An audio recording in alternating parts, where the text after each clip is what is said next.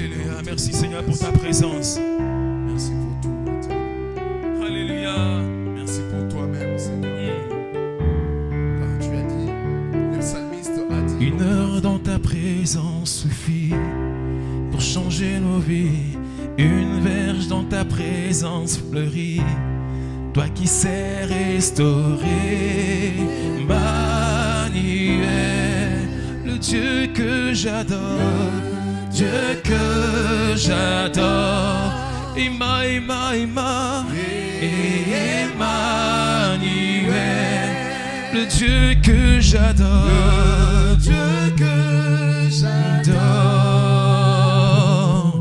Une heure dans ta présence suffit pour changer nos vies. Une verge dans ta présence fleurit. Toi qui sais restaurer, Emmanuel, le Dieu que j'adore. Oh, Emmanuel,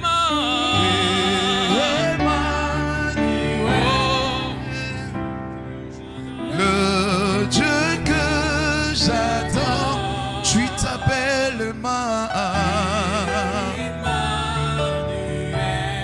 le Dieu que j'adore.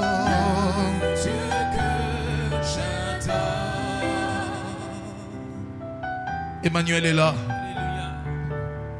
Bien-aimé, dans cette atmosphère, toujours, est-ce que quelqu'un peut élever sa voix et bénir le Seigneur pour lui-même? Le psalmiste a dit non pas à nous, Éternel, mais à ton nom donne gloire. Nous allons bénir le Seigneur parce que c'est lui-même qui va donner gloire à son nom. Encore ce matin au travers de son serviteur. Nous allons prier que nos corps soient cette terre fertile. Que nos corps soient cette terre qui pourra recevoir cette bonne sémence et que cette sémence va germer en nous encore ce matin. Prions au nom de Jésus. Seigneur, nous te confions. C'est lui que tu t'es choisi aujourd'hui. Cet instrument, ces serviteurs inutiles que tu as choisi encore ce matin. Seigneur, laisse que ce qui sortira de sa bouche ne soit que ce qui vient de toi. Que toute action de la chair en lui se taise. Et qu'en lui ne sorte que ce qui est poussé par l'esprit. Car il est dit, poussé par l'esprit, les hommes ont parlé de ta part. Nous voulons que nos corps soient cette sémence, cette terre fertile qui va recevoir cette sémence qui va germer jusqu'à ce que nous puissions ressembler à Christ. L'objectif pour nous, c'est d'atteindre ton cœur. Aller jusqu'au cœur de Dieu parce que nous voulons te ressembler encore et encore. Toi qui envoyais les disciples, c'est parce que toi-même tu étais déjà envoyé. C'est parce que tu étais envoyé que tu pouvais envoyer. C'est parce que tu as sauvé que tu peux envoyer les autres à les sauver. Alors nous voulons te ressembler au travers de ta parole. Nous t'acclamons, Éternel, en signe de notre reconnaissance. Nous t'acclamons, toi, roi de gloire. Nous t'acclamons, le Dieu de nos cœurs. Nous t'acclamons, le Dieu de nos pères. Nous t'acclamons, le Dieu de nos aînés dans la foi. Nous t'acclamons, Père éternel, le Dieu qui règne à jamais. Sois béni, Éternel. Bien-aimés, est-ce que nous pouvons acclamer royalement l'Éternel? Est-ce que nous pouvons l'acclamer selon son rang? La façon dont on acclame un président diffère d'un ministre. Alors la façon dont on acclame le roi des rois diffère des hommes.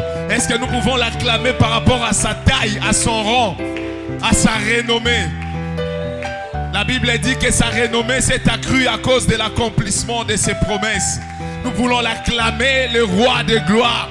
Pendant que nous l'acclamons, les portes éternelles sont en train de lever leurs linteaux.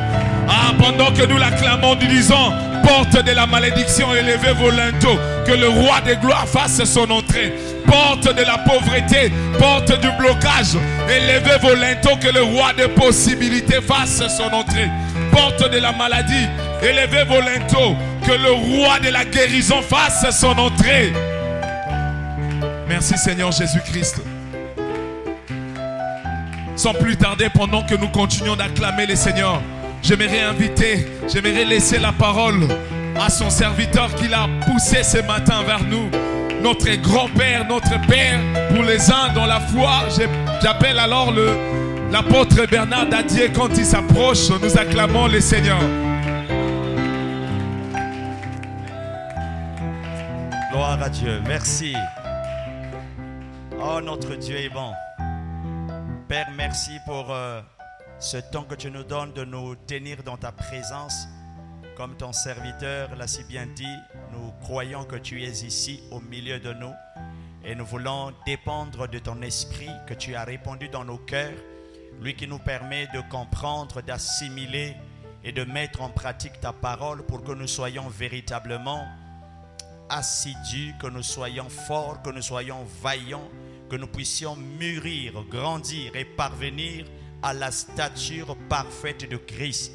Merci d'établir encore ton règne au milieu de nous par le Saint-Esprit et que cette parole nous permette de pouvoir comprendre ce que tu veux que nous puissions comprendre, faire ce que tu veux que nous puissions faire, devenir ce que tu veux que nous puissions devenir. Notre Père, nous te bénissons dans le précieux nom de Jésus, notre Seigneur et notre Sauveur. Amen. Merci. Veuillez vous mettre. Que Dieu nous bénisse tous. Oh, quel beau privilège d'être dans la présence de Dieu, là où l'Éternel répand sa bénédiction en abondance. Donc c'est encore un réel plaisir de nous retrouver ce matin pour partager la parole de Dieu. Et une fois de plus, bienvenue à toutes et à tous à ce culte. Et nous voulons glorifier l'Éternel pour la faveur qu'il nous donne de partager sa parole. Nous avons passé plusieurs jours ici en ces lieux pour prier, pour adorer et méditer la parole de Dieu. En ce qui me concerne, j'ai eu à développer quelques sous-thèmes avec vous autour de la mission. Et je voudrais ce matin aborder l'un des derniers sous-thèmes qui m'avait été soumis et que je voudrais que nous puissions regarder ensemble pendant le temps que le Seigneur nous accorde. Je parlerai en peu de temps ce matin de ce que j'appelle le rôle et les devoirs du missionnaire pionnier d'une communauté ou d'une œuvre. Le rôle et les devoirs du missionnaire pionnier d'une communauté ou d'une œuvre. S'il faut reformuler ça d'une autre manière, dans les termes les plus simples, je voudrais juste montrer quelle est la place, quelles sont les charges, les responsabilités qui pèsent sur la personne que Dieu choisit, suscite pour conduire une communauté ou une œuvre. Et j'ai réparti cet enseignement en 5 points que nous allons devoir examiner avec vous pendant quelques minutes. Et je préfère vous communiquer déjà les quelques textes clés sur lesquels nous nous sommes appuyés pour cet enseignement. Exode, le chapitre 3, à partir du verset 1 jusqu'au verset 12. Nous avons aussi Exode, le chapitre 17, versets 8 à 13. Nous avons Exode, le chapitre 18, tout le chapitre 18. Nous avons Nombre, le chapitre 16.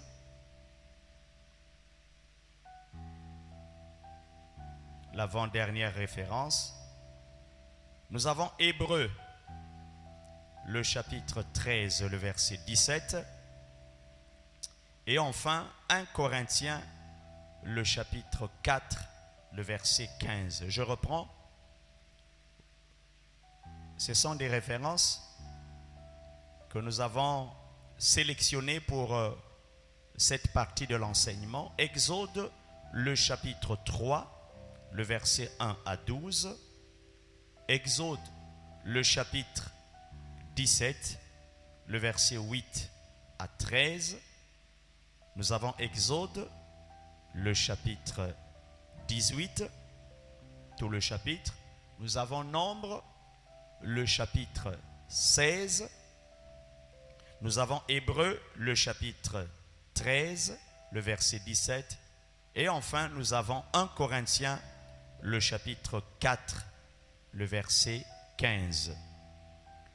Nous allons donc parler du rôle et les devoirs du missionnaire pionnier d'une communauté. Quel est le rôle? Pendant plusieurs jours, nous avons prié et nous continuons à le faire. Nous avons adoré le Seigneur.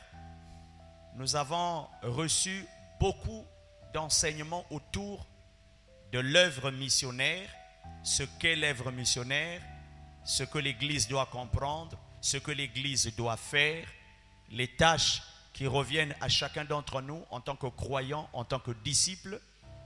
Nous avons parlé de l'évangélisation, nous avons parlé de la formation des disciples, des missionnaires, nous avons parlé de l'envoi des missionnaires, nous avons parlé de l'implantation des églises, nous avons parlé de l'équipement des ministères et même des églises, et nous avons parlé du soutien de la mission. Alors ce matin, nous voulons parler du rôle, la place, la responsabilité. Quand on évolue dans une famille, dans une structure, c'est toujours important de connaître la place de chacun d'entre nous et même les rôles. Faute de les connaître, ça prête parfois confusion. Je risque de faire ce que je ne devrais pas faire et je veux continuer à regarder les autres alors qu'il y a des choses que je dois faire, pensant que c'est aux autres de le faire.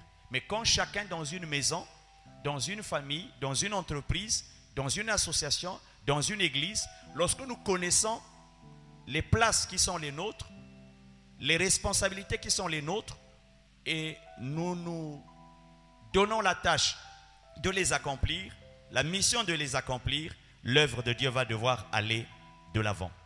Alors la première chose que nous devons comprendre, lorsque Dieu suscite une œuvre, une communauté par exemple comme celle-ci, l'un des rôles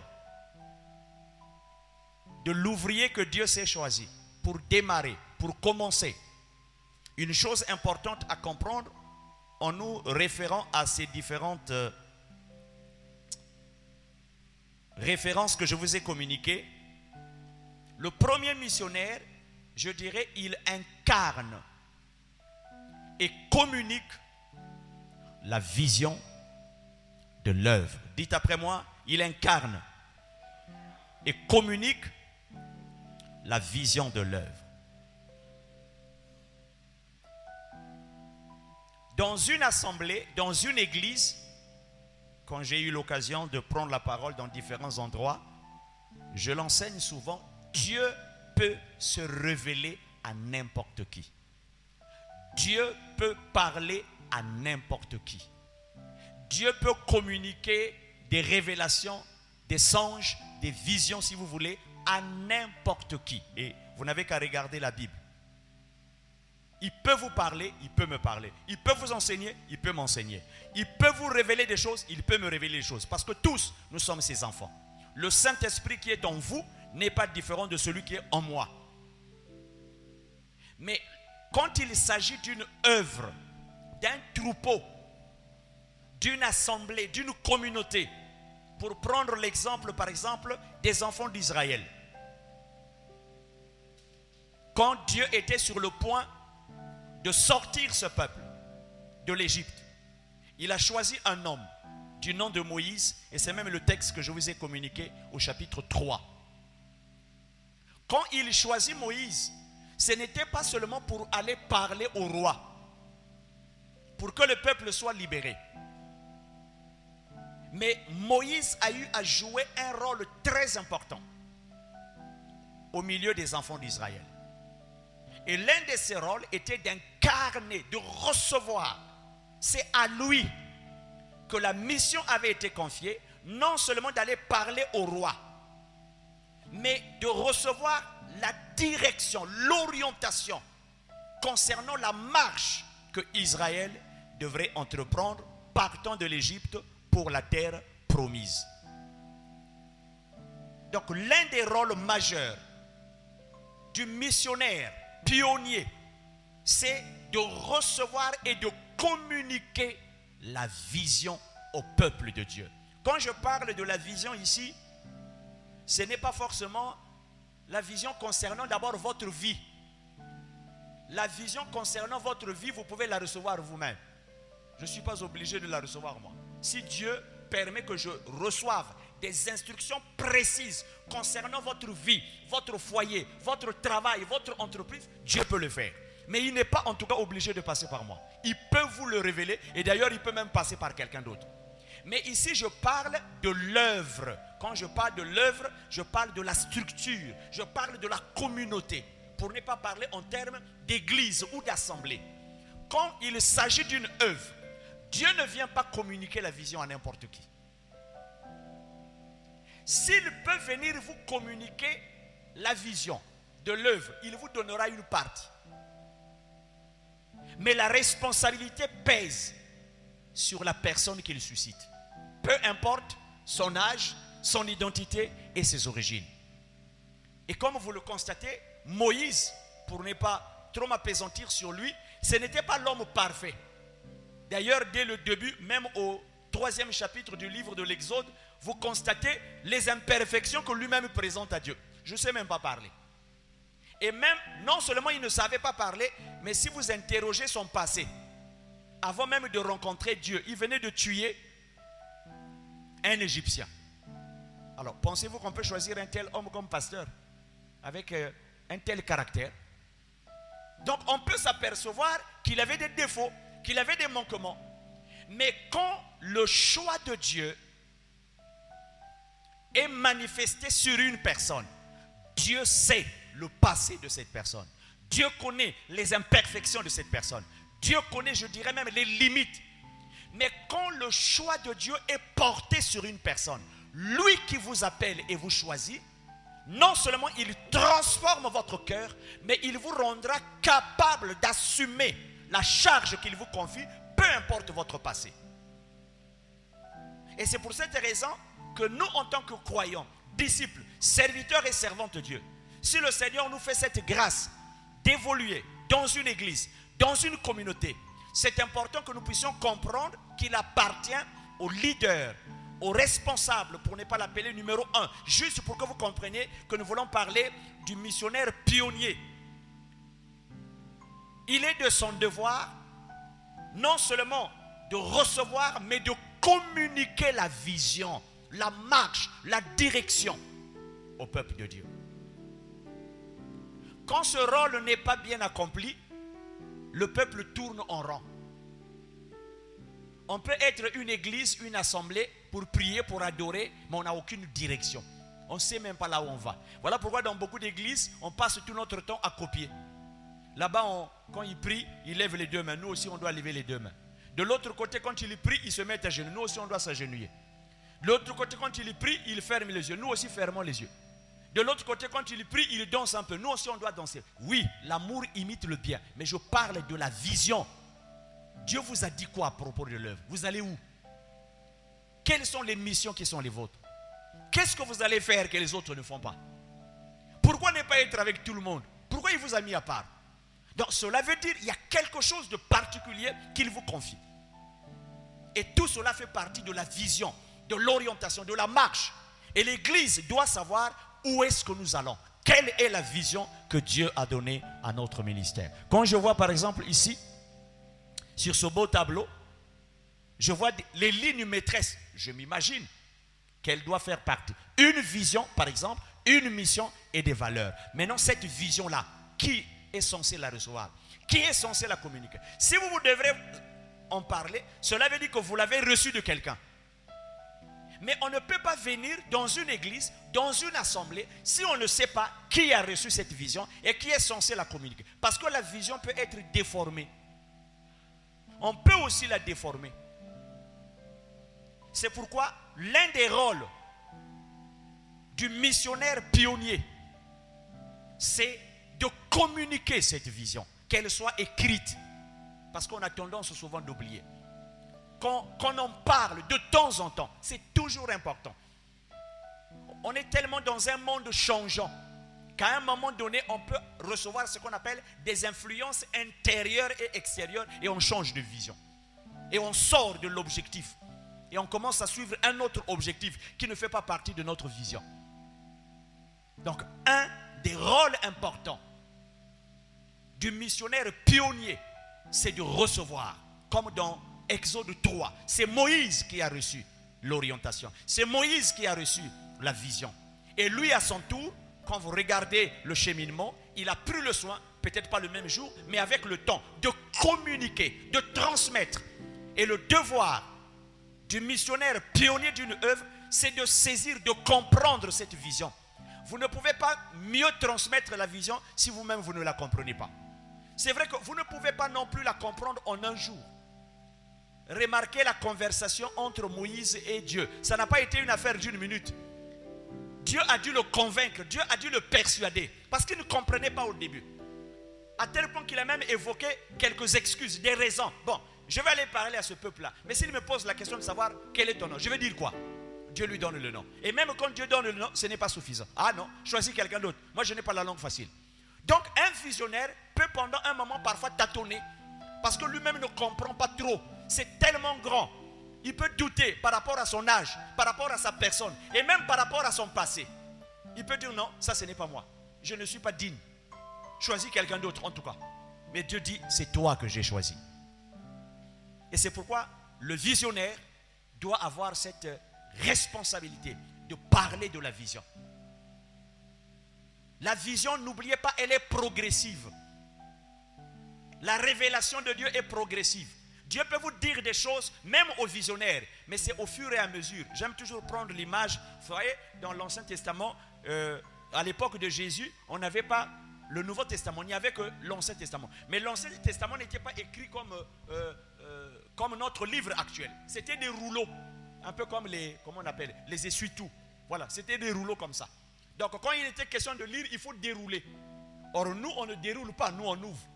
Donc il fallait dérouler. La vision peut être comme un rouleau.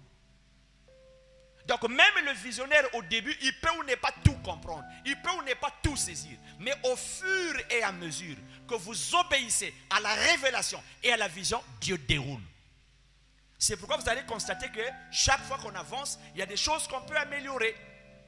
Il y a des choses qu'on peut ajouter, en fait, qui font partie de la vision. Voyez-vous, c'est comme quand un enfant naît ou quand il est dans le sein de sa mère. Mais vous savez, quand Dieu dépose cette sémence, la science nous explique, non, après tant de jours, telle chose sort du corps. Bon, certains connaissent un peu bien. Par exemple, pour un enfant, dans la science, on parle en termes de fœtus. Hein? Quand l'enfant est dans le sein de sa mère, on vous dit, après 2 semaines ou 4 semaines, telle chose commence à sortir. Après tant de semaines, telle chose. Mais en réalité, toutes les choses là dont on dit 2 semaines après, 1 mois, tout est déjà là. Quand Dieu donne la vie, il y a tout à l'intérieur. Mais le tout là, c'est au bout de quelques jours, de quelques semaines. On appelle ça le développement. Mais pour Dieu, tout est déjà là. Ce n'est pas que 2 semaines après, prenons un exemple, que Dieu vient ajouter l'œil. Non, c'était déjà là. Mais il faut un temps pour qu'on commence à constater que les yeux commencent à apparaître. Telle chose commence à... Je ne sais pas si vous comprenez. Ceux qui ont fait des études comprennent. Je prends cet exemple pour vous montrer que... Parce que parfois, il y a des gens qui disent, oui, mais quand on a commencé dans notre œuvre, telle chose ne faisait pas partie de la vision.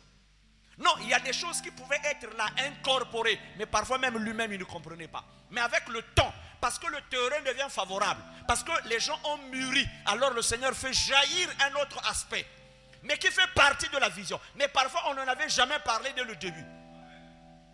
Mais ça, il faut la maturité. Parce qu'on va dire, ah, mais notre visionnaire là, au début, il ne faisait pas comme ceci, il ne faisait pas comme cela, il ne nous disait pas ça. Maintenant, il commence à dire des choses. Mais parce que c'est le moment. Même Jésus, il n'a pas tout expliqué aux apôtres dès les premières rencontres. Il y a même des choses qu'il a commencé à annoncer seulement avant son départ. Mais lui, il savait que c'était le moment. Parce qu'il y a certaines choses, même quand vous êtes un visionnaire, quand Dieu vous donne tout au début, vous n'allez pas tout croire. Vous n'allez pas tout comprendre. Vous risquerez d'être comme un enfant à qui vous donnez plusieurs objets au même. Vous voyez, par exemple, quand on a des jouets. Donnez à un enfant une voiture, il va être content. Ah, voiture, voiture. Après, vous lui présentez l'avion. Ah, bon, il tient avec la main gauche l'avion. Ici, il tient la voiture. Oh, il est content.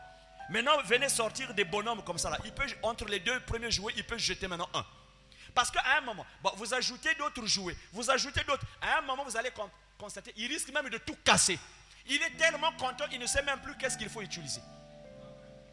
Parce que vous avez tout donné au même moment. C'est la même chose. Même en ce qui concerne nos vies.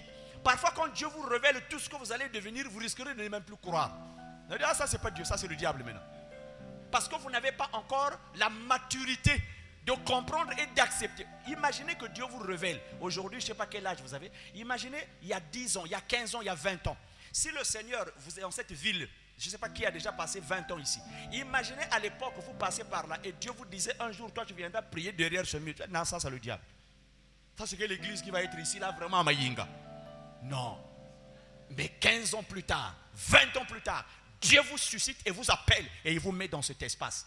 Mais il y a 20 ans, si on vous avait montré quelle était la configuration de ce lieu et que Dieu vous avait dit une église va naître ici et vous en faisiez partie, vous devez dire non, ça c'est pas Dieu. Je ne sais pas si vous comprenez. Il en est de même avec la vision. Donc, l'un des rôles majeurs du missionnaire pionnier d'une œuvre, c'est de recevoir la vision et de la communiquer. En quoi faisant? En l'écrivant. En quoi faisant? En parlant. En quoi faisant? En la transmettant au peuple jusqu'à ce que cette vision soit saisie, épousée. J'aime bien utiliser le terme épousée. Et là, on devient fort. Amos dit bien, deux hommes qui ne s'accordent pas ne peuvent pas aller ensemble. Amos 3:3.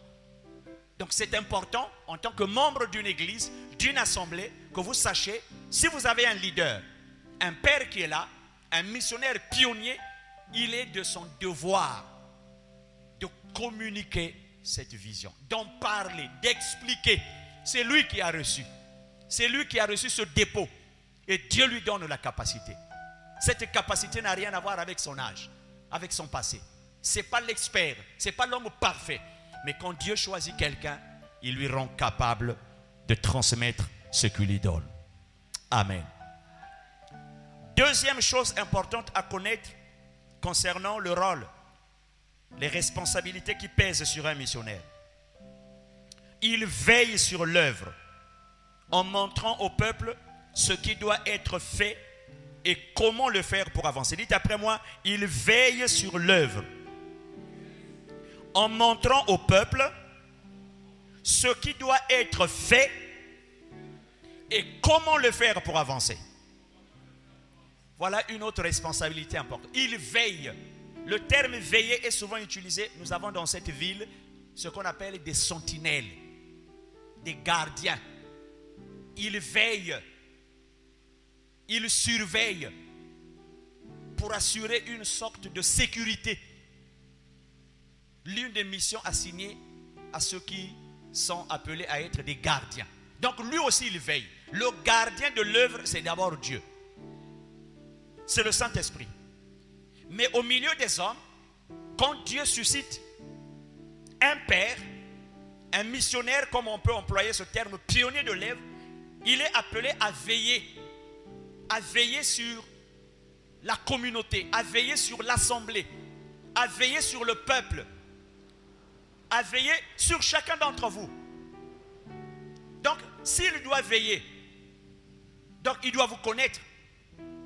Vous connaître dans le sens, il sait ce dont vous avez besoin. Il faut qu'il veille. Quand Dieu a placé Adam et Ève dans le jardin d'Éden, il lui a demandé de faire deux choses. Le cultiver et le garder.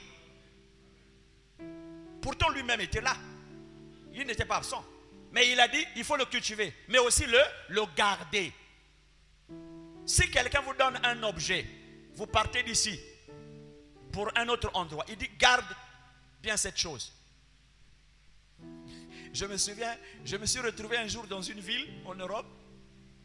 Et puis un ami à moi, il voulait faire un don. financier aux orphelins. Et puis, il a dit, bon, d'accord, je vais le faire. Et au moment où j'étais sur le point de quitter la ville, il me dit, vraiment le Seigneur m'a mis à cœur de bénir les orphelins dont tu as la charge. Je lui ai dit, mais pasteur, tu fais comme Dieu te conduit. Hein? Ok. Et donc, le jour que je partais, il dit, bon, en tout cas, j'ai tout fait, donc l'offrande est là. J'ai dit, non, fais comme le Seigneur te met à cœur. Alors, il me dit, bon, quand tu quittes ici, tu vas où? Je lui ai dit, je vais à Paris. Il dit, ah, je ne te donne pas ça. Il y a des voleurs. C'est-à-dire que je me suis mis à rire. Il dit, je préfère, tu quittes ici, tu vas à Paris. Fais ta tournée. Quand tu auras fini, tu rentres au Congo. Dès que tu arrives là-bas, moi je te fais un transfert. Bon, c'était pas mal comme idée. Mais au départ, je rigolais. Bon, quand même un adulte comme moi. Bon, c'est pas qu'il avait des pensées, s'il me donne cet argent que je vais l'utiliser. Mais lui, il était sérieux. Il y a des voleurs. Même dans l'œuvre de Dieu, Jésus a parlé du voleur dans Jean 10. Il y a des gens qui volent spirituellement, physiquement. Et le pionnier de l'œuvre doit veiller sur le troupeau que Dieu lui confie, sur la communauté. Quel genre de nourriture spirituelle que vous devez manger? Veillez sur le programme, veillez sur les activités. Je le répète que ce n'est pas un expert, mais Dieu lui donne cette charge de veiller sur la communauté. C'est comme un gardien. Il doit veiller. Veiller en faisant quoi? En montrant au peuple ce qu'il doit faire. Et comment le faire? Quand on est un leader, c'est ça le rôle.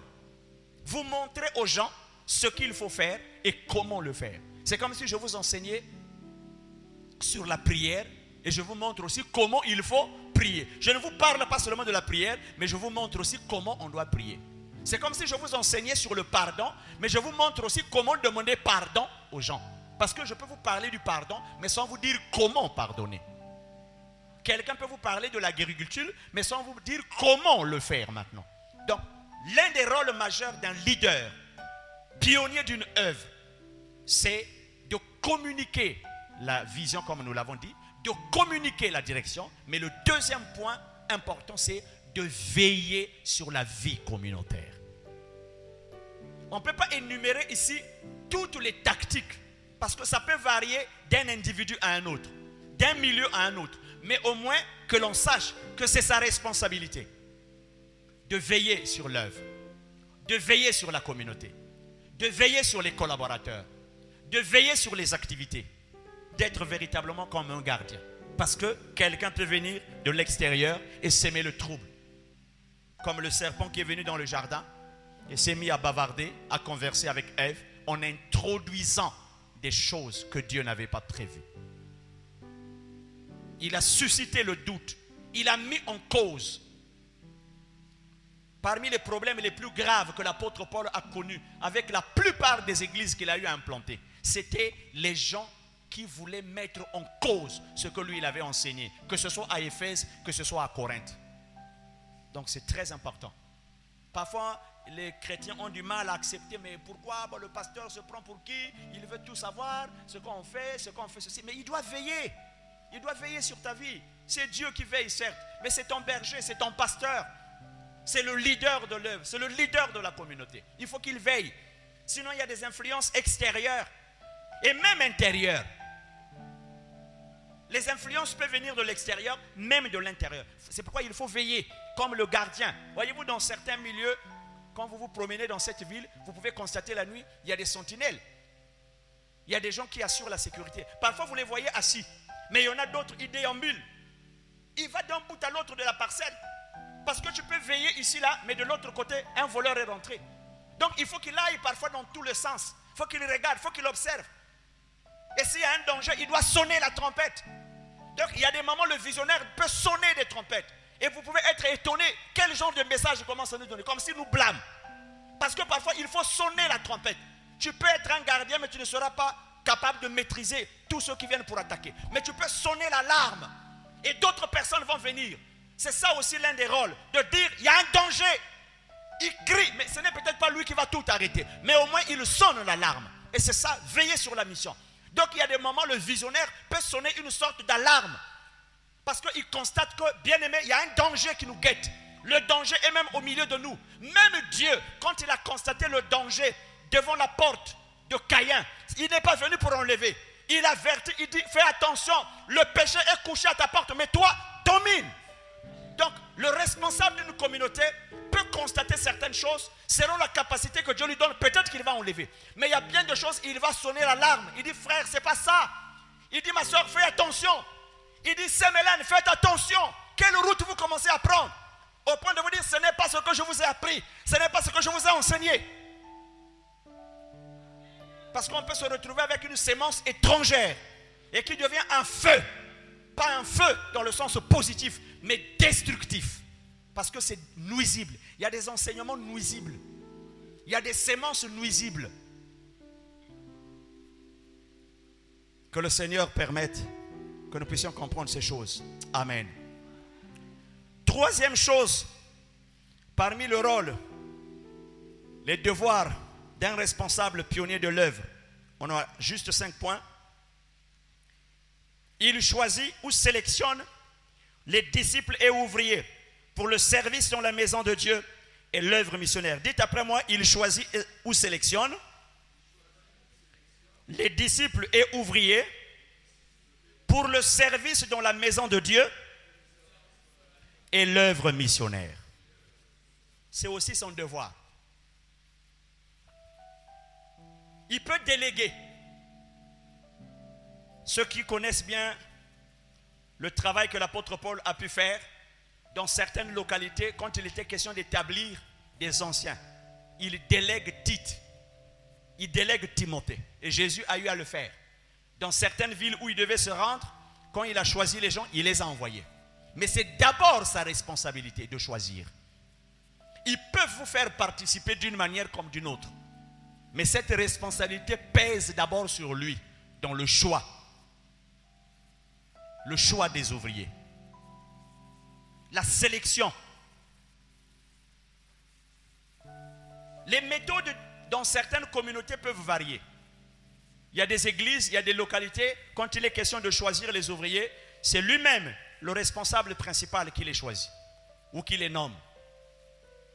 Dans d'autres églises ou ouvriers, on fait participer les responsables. Par exemple, nous avons besoin d'un diacre, nous avons besoin d'un copasteur, nous avons besoin, je ne sais pas, d'un missionnaire, nous avons besoin d'un chantre, nous avons besoin de telle ou telle autre personne. Et au niveau de l'assemblée, les frères et sœurs ou les responsables les plus proches font le choix. Mais à la fin, on a besoin de l'approbation du berger. Je ne sais pas si je me fais comprendre. Donc, peu importe les méthodes, mais que l'on sache qu'il est de sa responsabilité de choisir, de sélectionner. Et ça, parfois, ça pose aussi problème dans le choix. Vous savez, on ne développe pas les mêmes relations avec le berger, tous, de la même manière.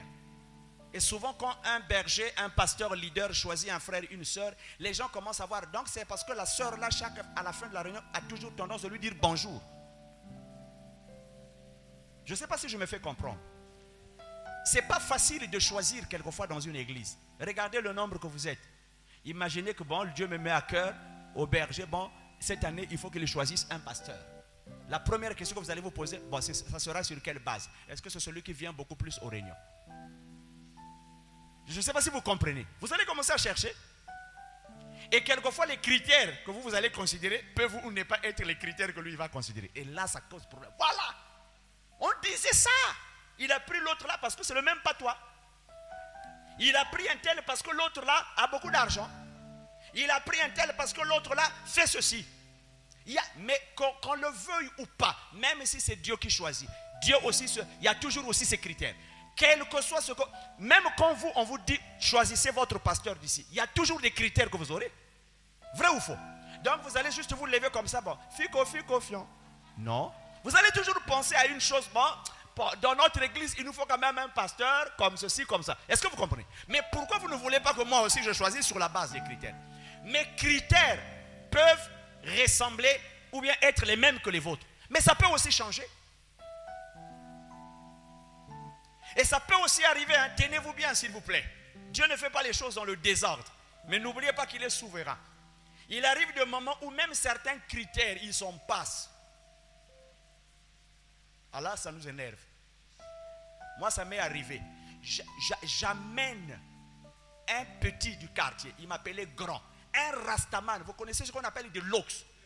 Je l'amène, frères et sœurs, dans notre assemblée. Il m'appelait grand frère. Il avait beaucoup de respect. Je lui parlais de Dieu. À cette époque, je maîtrisais plusieurs versets. C'était, je crois, ma première année de conversion. Je l'amène dans notre assemblée. C'est un rastaman. Il est assis derrière avec les cheveux lox. Nous sommes en train de prier, prier, prier. L'onction de Dieu se manifeste. Baptême dans le Saint-Esprit. Les gens commencent à parler en langue. Et à ma grande surprise, pendant que j'avais les yeux fermés, on demande à toutes ces personnes qui étaient baptisées du Saint-Esprit, on les amène au milieu. Qui je vois, c'est le petit là. Je dis, mais attends. Mais je me suis d'abord arrêté, je le regarde. Comme je le connais aussi truand, je dis, parfois il fait semblant. Baptisé dans le Saint-Esprit. On sort de la réunion. Il m'appelle grand frère. Mais pendant qu'on priait là, je ne sais même pas ce qui s'est passé. Parce que pour lui, il ne comprend rien. Entre-temps, en passant, donc quand on sort, il me dit, mais c'est ce quoi là?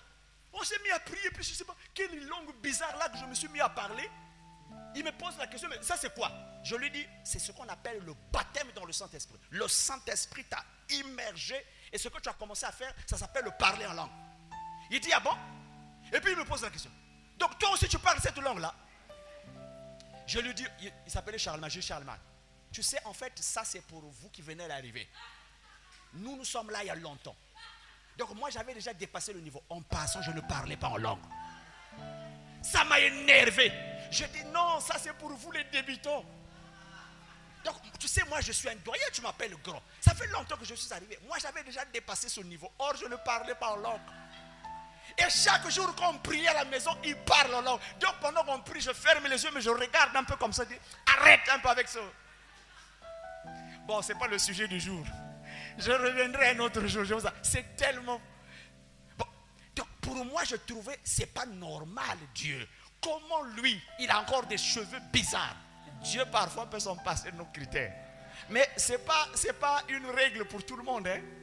Voilà, ne vous appuyez pas pour ça. Ah non, je n'ai plus besoin de prier, d'être comme ceci, d'être comme cela. L'apôtre a dit, bon, Dieu peut s'en passer, donc peut-être qu'il... Non, ça ne va pas être comme ça pour vous. Amen.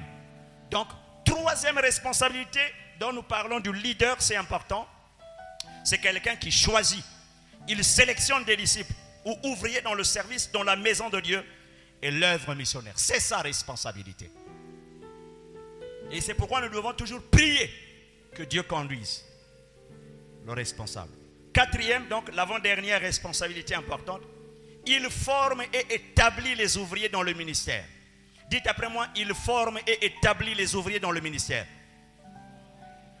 Afin de partager avec eux les charges et les responsabilités. Il forme et établit les ouvriers dans le ministère dans le but de partager les charges. Vous savez, aucun homme de Dieu, leader, pionnier d'une œuvre, quelle que soit sa taille, ses aptitudes, ses compétences physiques, spirituelles ou morales, quel que soit ce qu'un homme de Dieu est, même si toutes les minutes il parle en direct avec Dieu, on ne se suffit pas.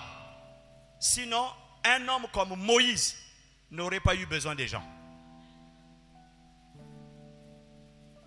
Il est de la responsabilité du leader de former. On peut vous choisir, mais après on doit vous former. On peut sélectionner les gens, mais il faut les former. Jésus a appelé les disciples. Dans Matthieu 4, je vous ai donné ce texte pendant le enseignement. Matthieu chapitre 4, à partir du verset 17, 18, 19, 20. Quand il appelle Pierre, Jacques, Jean, les 4 premiers apôtres, André, il les appelle. Mais après, c'est le processus de la formation. Et ça, il est de la responsabilité du leader. Non seulement de choisir ou de sélectionner, mais de former. On doit former les gens. Je sais que Dieu forme, mais il y a aussi une formation qu'on doit recevoir au pied des hommes. Pour qu'on vous communique des bases, pour qu'on vous enseigne. Même si vous avez déjà fait une expérience donnée, on a besoin d'être formé. Et le leader, pionnier d'une œuvre, doit sélectionner. Il doit former. Et il doit établir. Établir, c'est positionner les gens. C'est les fixer dans leur charge. Tout comme cette œuvre qui est en train de faire son chemin, au fur et à mesure que vous avancez, il y a certaines personnes qui sont choisies, formées, on les prépare, et pour que d'ici peu de temps, certainement, il va y avoir ce qu'on appelle l'établissement dans les ministères. Il y a des charges qui peuvent être considérées comme des charges secondaires, on vous les confie, on a prié pour vous. Mais il y en a d'autres qui demandent des exigences très importantes. Parce que vous avez comme la vie de Dieu en main. Et on doit vous positionner, on doit vous fixer dans cette charge de manière solennelle, en priant pour vous. Parce que quand on doit vous établir, il y a un transfert d'onction. Il y a une communication d'une grâce de Dieu. C'est ce que nous avons vu dans Acte 13. Tenez-vous bien, Paul et Barnabas, ce n'étaient pas des laïcs. C'était déjà des responsables. Ils faisaient partie de l'équipe du ministère. À Antioche, il y avait des prophètes et des docteurs. Mais tenez-vous bien, quand le Saint-Esprit a dit « mettez-moi à part », on leur a imposé les mains. Quelle humilité. Vous êtes un prophète, un docteur, maintenant après on doit vous imposer les mains. Pourquoi? C'est pour vous recommander à la grâce de Dieu. Mais on appelle ça l'approbation de l'Église. Vous savez, c'est très dangereux. Certaines personnes qui veulent servir Dieu, ils disent, moi, ce qui compte, c'est ma relation avec Dieu. Que l'Église soit d'accord ou pas, bien aimé, j'ai un ministère. Il y a des gens qui parlent comme ça. Même si dans votre Église, on ne me reconnaît pas, j'ai mon ministère. Mais un ministère qui n'est reconnu que de toi seul, c'est très dangereux. Il y a des gens qui sont convaincus, je suis un docteur, je suis un apôtre. On a fait une erreur grave de me confier la jeunesse. Tel que vous me voyez bien aimé, je suis vraiment, il y a quelque chose que de Dieu. Et je me rends compte que ça vient de loin. Mais là, je suis arrivé, non, occupe-toi des enfants, des jeunes, des papas et des mamans. Ça, c'est pas un ministère. J'ai vraiment un ministère. Je sens, quand je prie même, je sens la chair de poule. Frère, le ministère, c'est la chair de poule. Mais comment tu peux considérer un ministère parce que tu fais des rêves? Le ministère, même quand tu l'as reçu, il faut qu'il y ait l'approbation de Dieu. Mais le même Dieu, vous savez, faites attention avec nos déclarations. On a cette tendance parfois de dire, bien aimé, je m'en fous de ce que les gens pensent. Ah, il ne faut pas dire ça. Même Jésus a posé la question aux disciples, qu'est-ce que les gens pensent de moi? Je me suis dit, oh, donc lui aussi voulait connaître l'opinion du public sur lui. Il dit, dites-moi, vous qui êtes souvent avec ces gens-là, ils disent quoi de moi? Ah, Jésus, il y en a de ceux qui disent que tu es un prophète. Il y en a d'autres qui disent que tu es un tel. Il y en a d'autres qui disent que tu es un tel. Quand il a fini, il a dit, mais vous. Et c'est bien, vous savez, c'est important aussi que vous sachiez les gens avec lesquels vous vivez, qu'est-ce qu'ils pensent de vous. Parce que parfois c'est le contraire de ce que vous pensez. Il a dit oui, ça c'est l'opinion publique. Mais vous dites quoi de moi? Pierre prend la parole. Il dit, tu es le Christ, le Fils de Dieu. Et Jésus rétorque, ce n'est ni la chair ni le sang, mais c'est mon Père qui te l'a révélé.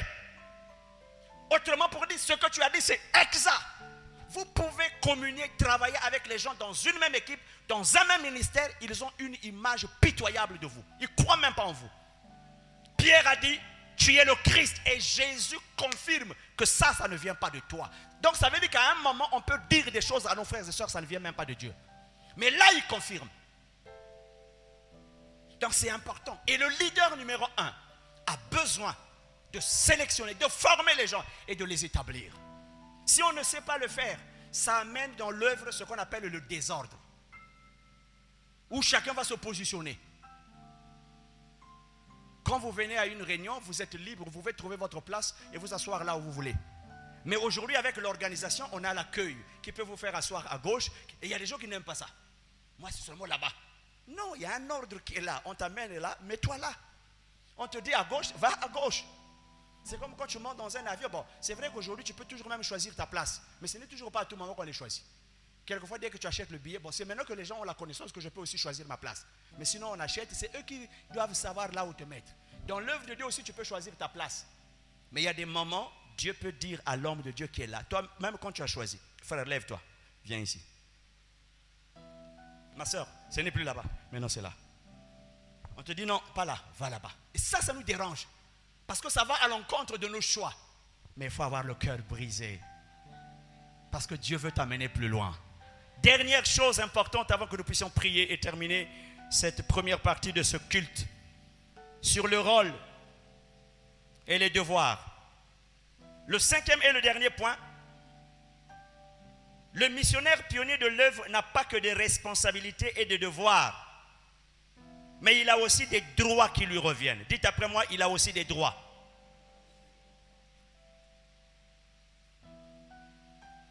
Bien-aimé, un missionnaire pionnier d'une œuvre, il n'y a pas que des responsabilités, il n'y a pas que des droits, mais il n'y a pas que des devoirs, j'allais dire, mais il y a aussi des droits. Dans Hébreux, le chapitre 13, je l'avais déjà communiqué la référence, le verset 17. Il nous est demandé d'avoir ce qu'on appelle de la déférence, la considération, le respect. Je ne parle pas du culte de la personnalité, c'est condamnable dans la Bible. On n'a pas adoré les hommes de Dieu. C'est d'ailleurs grave, quelle que soit leur spiritualité.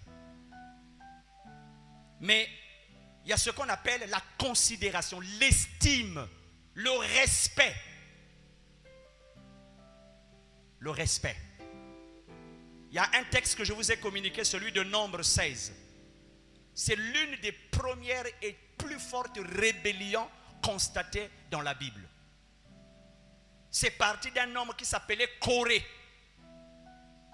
Il s'est mis ensemble avec un autre homme et les deux hommes mobilisaient 250 hommes pour se rebeller contre Moïse et Aaron. C'était grave comme crise. Ils ont commencé à parler. Pourquoi il n'y a que Moïse? Pourquoi il n'y a que Aaron? C'est grave souvent ces genres de crise quand on commence à dire pourquoi il n'y a que le pasteur qui doit faire ça? Pourquoi il n'y a que lui à qui on doit donner telle chose? Pourquoi pas à nous? Alors que ce Corée-là, si vous regardez bien la Bible, lui aussi il avait une place, lui aussi il avait une position. Mais en fait, il a commencé à convoiter la sacrificature. Et c'est très dangereux dans le ministère. Souvent quand on commence à convoiter, on peut aspirer à une charge. Mais la convoitise est condamnable dans la Bible.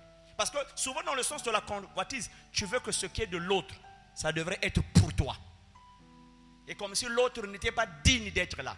Comme si lui n'était pas digne de recevoir, on aurait dû penser à toi. Ou bien parce qu'on a donné à lui, il faut qu'on donne forcément aussi à toi. Le missionnaire pionnier de l'œuvre, il faut le respect. On doit respecter un homme de Dieu. Peu importe qu'il soit plus jeune que vous ayez le même âge, les mêmes niveaux, qu'il soit plus âgé que vous, mais vous le respectez. Vous savez par rapport d'abord à quoi? À sa position, à sa fonction.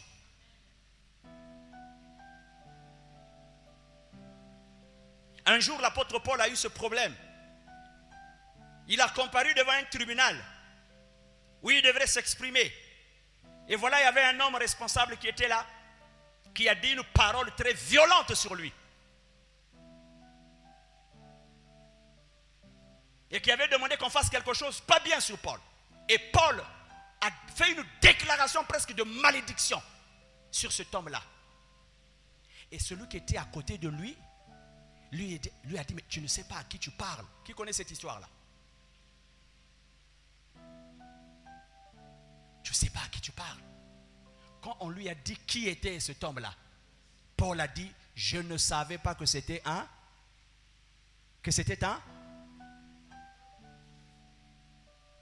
Vous connaissez des choses. Paul a rectifié. Il a rectifié. Je ne savais pas que c'était un souverain. Le respect de l'autorité. Saül a été disqualifié. Dieu l'a rejeté. Et David le savait. Rejeté complètement. Et lui, il a été oint pour devenir roi, succéder à Saül. Et pendant plusieurs années, Saül a cherché à le tuer. Jusqu'à ce que David est devenu un fugitif, en train de fuir, mais un roi. Mais en train de fuir. Un roi avec une onction royale, mais il fuit. Et il se cachait. Un jour, il est rentré dans une sorte de caverne. Et alors que Saül passait avec sa troupe, Lui aussi, il est descendu dans la même caverne pour les besoins. Et au fond de la caverne, Saül ne savait pas que David s'y trouvait avec sa troupe. Les amis de David ont dit, ça là, Dieu l'a livré entre tes mains. La seule chose que tu peux faire, prends une épée sur son dos, paf, tu finis avec lui. David ne l'a pas fait. La seule chose qu'il a fait, il a pris son épée, il a coupé le pan de la robe. Mais la Bible dit, même quand il a coupé le pan de la robe de Saül, son cœur a commencé à battre. Et après, Saül est sorti du trou. Il est parti. Et David aussi est venu sortir. Et il a interpellé le roi pour dire, mais jusqu'à quand tu vas continuer à me poursuivre vraiment? J'essaie d'expliquer avec nos termes à nous. Qu'est-ce qui se passe entre toi et moi? Si réellement moi j'étais un ennemi pour toi, mais tout à l'heure tu étais dans le même trou où moi je me trouvais. Saül a même dit, même mes éléments m'ont excité pour te tuer, mais je n'ai pas pu le faire. Quand David sort, il appelle Saül mon Seigneur. Il est déchu, il est disqualifié. Mais David continue à témoigner de la révérence. Il faut avoir un cœur brisé par le Saint-Esprit pour continuer à considérer la position de quelqu'un même quand il est déchu. Et ça souvent dans nos églises. Il y a des gens, ce n'est pas pour encourager les leaders à faire n'importe quoi. Mais aujourd'hui c'est grave dans nos églises. Si un leader fait une erreur, si un leader fait un faux pas, je ne parle même pas des péchés scandaleux, même des choses qu'on peut considérer comme négligeables. Comment lui? Donc il n'est pas né de nouveau. Ah, frère, vraiment. Pour ça tu considères que le pasteur n'est pas né de nouveau. Je vous disais que lui là, ce n'est pas un converti. Sur quelle base on peut tenir des propos légers, des propos injurieux sur l'homme de Dieu? Il y a des églises où on peut passer tout le temps à ne parler que du pasteur, à ne parler que de sa femme, à ne parler que de ses enfants, à ne parler que de sa vie, à ne parler que de ses voyages, à ne parler que de ses chantiers, à ne parler que de son accoutrement, à ne parler que de tout. On surveille tout. Lui, il aime manger les arachides. Lui, il aime prendre les chansons. Mais lui, il est né au village. On ne sait même pas d'où il sort. Mais vous êtes dans son église. Ce n'est pas possible. Et quand vous venez, c'est lui qui vous bénit. C'est lui qui vous prêche. Mais quand vous sortez là, tu l'as vu aujourd'hui. Tu as vu comment il était habillé? Hein? Il y a la crise. Frère, il y a la crise ici. Tu as vu comment il marche maintenant? Il est là, il nous traite comme ces petits quoi. Ce n'est pas parce que je suis calme à l'église, faites attention avec moi. Il y a des gens qui parlent comme ça à l'église. Moi là, il faut faire attention, c'est votre pasteur. Moi je viens là pour la prière. Le reste, le jour qu'il va me provoquer, vous verrez. Je suis calme frère, mais il ne faut pas blaguer avec moi. Sinon je vais lui prouver que je suis un enfant de Pointe-Noire. Alléluia. Non, ayons de la déférence. Pas de l'idolâtrie, pas le culte de la personnalité, mais le respect de l'homme de Dieu. On doit le respecter par rapport à sa fonction et par rapport à sa position. Parmi les droits, on lui doit aussi assistance. L'assistance spirituelle, l'assistance physique, l'assistance matérielle. C'est des sujets qu'on aborde rarement, mais qui ont leur place dans la maison de Dieu. Sinon, c'est ça qui occasionne souvent les murmures. Parfois, les gens ne savent pas que c'est son droit. C'est un serviteur de Dieu. Et le Seigneur l'honore. Mais il peut passer par vous pour l'honorer. Pour l'assister. Pour savoir qu'il ne se tue pas la tâche seul. Mais qu'il a besoin de notre appui, de notre soutien. Et vous le rendez fort. Parmi les références que je vous ai données pour terminer, je voudrais juste vous rappeler cette histoire, j'espère que vous la connaissez très bien. De Moïse qui priait sur le temple. Non, sur la montagne, j'allais dire s'il vous plaît. Et les mains étaient fatiguées. À ses côtés, il y a Aaron. J'ai étudié ce texte pendant des années. Moi, j'ai toujours pris, à l'époque, pas maintenant, je considérais toujours Aaron comme quelqu'un de non spirituel. Surtout avec l'histoire du veau d'or. Mais vous savez, même quand quelqu'un a fait des erreurs, ne le rejetez pas en bloc. Il a fait une erreur dans un domaine, mais il n'est pas mauvais en tout. Quelqu'un peut vous blesser, quelqu'un peut même tomber, peut-être dans un péché. Mais ça ne veut pas dire que toute sa personne est mauvaise. il a chuté dans un domaine. Mais toute sa personne, en lui, il n'y a aucune valeur. Et nous, souvent, à partir d'une faute commise, on prend. C'est comme la maman, comme on dit dans ce proverbe, qui lave l'enfant, qui prend et le... Comment on appelle ça? Et la bassine pour jeter l'eau, ça, le bébé aussi est dedans. Hein? Wow. Non, on lève le bébé, jette l'eau. Là où il a failli, c'est mauvais. S'il faut le condamner dans ce domaine, s'il est condamné, puni, je ne sais quoi qu'il faut faire. Mais quand même en lui, il y a des choses qui s'envolent. C'est la même chose avec les hommes de Dieu. Ce n'est pas pour encourager la folie, les bêtises, la légèreté parfois de certaines personnes. Mais un leader, il faut qu'on le respecte. Un leader, on doit le soutenir. Et j'ai toujours enseigné. Regardez Moïse, il est fatigué. Mais il n'avait jamais dit à Aaron, prenez mes mains, soutenez-moi. C'est Aaron et Aaron. Ils ont vu, ils ont observé, ils ont compris que la victoire du peuple dépend de cet homme-là. Tant que ses mains restent tendues vers le ciel, c'est notre victoire. L'un s'est mis à sa gauche, l'autre s'est mis à sa droite. Et ce que j'ai toujours aimé, ils ont pris une pierre. Et la Bible dit, Moïse s'assire. Mais eux n'étaient pas assis. Ils ont créé les conditions pour que Moïse s'asseye. Donc, ils l'ont d'abord fait asseoir. Deuxièmement, l'un a tenu sa main gauche, l'autre a tenu sa main droite. Donc, ils ont créé. Ça, ce n'était pas... À la fois, il y avait une action spirituelle, mais aussi une action physique. Ils n'ont pas soutenu les mains de Moïse spirituellement. Non, il fallait les tenir carrément. La bataille était spirituelle. Mais pour maintenir les mains de Moïse, ce n'était pas je te soutiens. Non, ils ont tenu. Il faut qu'une église soit capable d'observer le pasteur, de savoir est-ce qu'il tient bon, est-ce qu'il est en forme, est-ce qu'il est faible.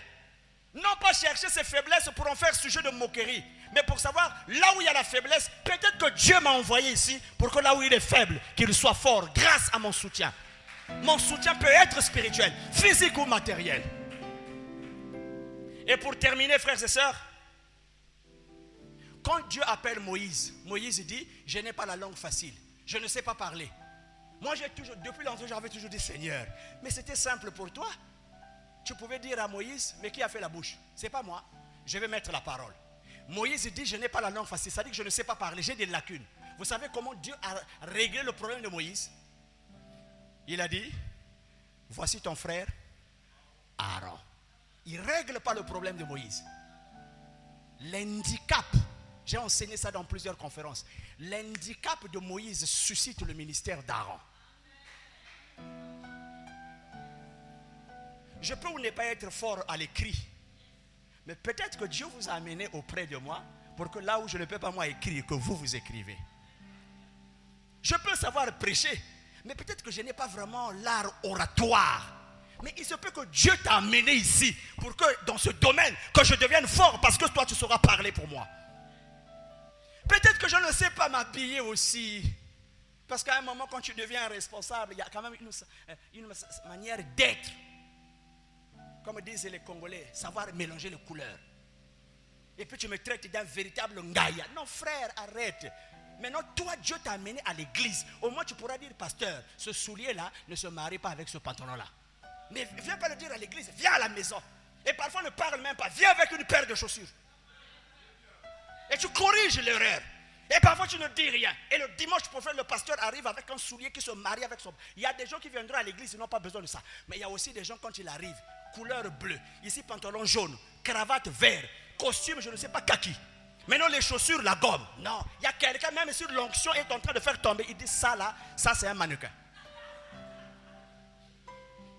Vous allez accepter mon onction. Mais quelqu'un d'autre fera attention à ces détails là. Si je commence à dire la table, au lieu de dire la table, je dis le table. Il y a quelqu'un qui va s'arrêter. Il dit, ah, lui il faut qu'il répare faire les cours de français. Comment il peut dire le table? Ma prédication continue. Lui il s'était arrêté là où j'avais dit le table. Et ça le choque. Mais si vous êtes là, mes faiblesses peuvent être votre ministère. Et quand on sait le faire, on soutient le missionnaire. On sait qu'il a des devoirs, il a un rôle, il a une place. Mais il a aussi besoin de nous, qu'on le soutienne avec notre argent, avec nos biens, qu'on crée ces conditions. Ne dites pas on est venu pour l'enrichir, pas du tout. Personne n'est venu pour enrichir l'autre. Même quand tu enrichis les autres, tu t'enrichis toi-même. C'est le principe du royaume. Dieu peut t'utiliser pour enrichir les gens. Toi-même, Dieu t'a enrichi. Et donc, tu ne fais que retransmettre ce que Dieu a fait. Que celui qui a des oreilles entende ce que l'Esprit dit à l'Église. Est-ce qu'on peut se lever, s'il vous plaît?